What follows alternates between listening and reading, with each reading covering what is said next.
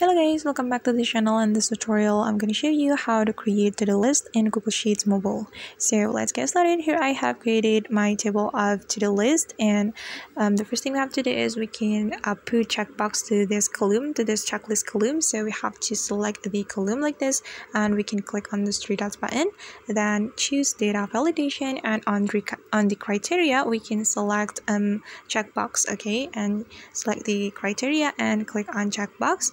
And after that, we can click on save to save the data validation.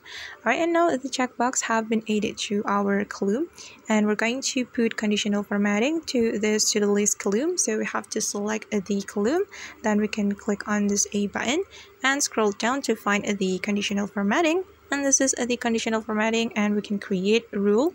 So on this format cell, I'm going to select custom formula. So we have to scroll down to select custom formula, and I'm going to put the formula equal B3 and equal true. And why I put a B3 cell, because the checkbox are in the B3 cell.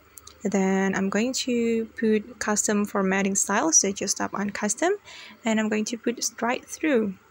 Okay, and for the fill color, I'm going to select none. Okay, and after we are done creating the rule, we just need to click on the save button to save the rule, and just click on this check mark.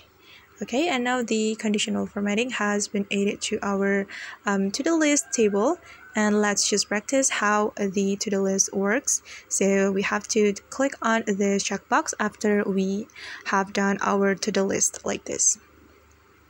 Okay. Alright guys, and that's how we can create to-do list in Google Sheets Mobile. I hope this tutorial will be helpful for you. Thank you so much for watching, and see you on the next video.